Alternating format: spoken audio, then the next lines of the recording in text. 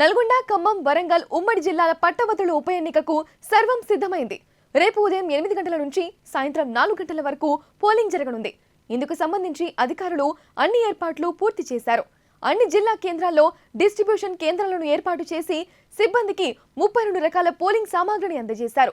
Polling స్టేషన్లకు jumbo mini ballot బాక్స్లను తరలించారు. Polling సిబ్బంది ఇప్పటికే వారికి కేటాయించిన కేంద్రాలకు చేరుకున్నారు.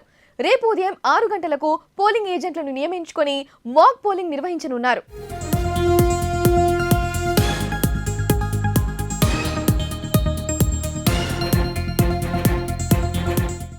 3 ఉమ్మడి జిల్లాల్లో మొత్తం 4,63,839 మంది ఓటర్లు తమ ఓటు హక్కు వినియోగించుకోనున్నారు. ఉమ్మడి వరంగల్ జిల్లాలో 1,73,406 మంది ఓటర్లు ఉన్నారు. ఉమ్మడి నల్గొండ జిల్లాలో 1,66,448 మంది, ఉమ్మడి ఖమ్మం జిల్లాలో 1,23,985 మంది పట్టభద్రులు ఓటు వేయనున్నారు. ఇక అన్ని పోలింగ్ కేంద్రాల్లో వెబ్ కాస్టింగ్ ఏర్పాట్లు చేశారు. జూన్ 5వ తేదీన ఓట్ల లెక్కింపు చేపట్టనున్నారు.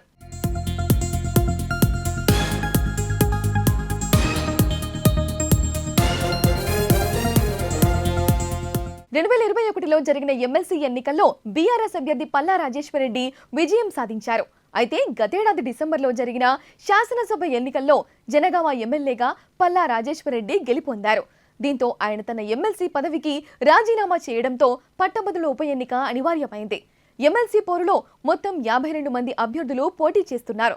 కాంగ్రెస్ నుంచి తీర్మార్ మల్లన్న, బీఆర్ఎస్ నుంచి రాకేష్ రెడ్డి, బీజేపీ నుంచి ప్రేమేందర్ రెడ్డి బరిలో ఉన్నారు. ఈ ఉప ఎన్నికను ప్రతిష్టాత్మకంగా తీసుకున్న పార్టీలు హోరాహోరీ ప్రచారం నిర్వహించాయి.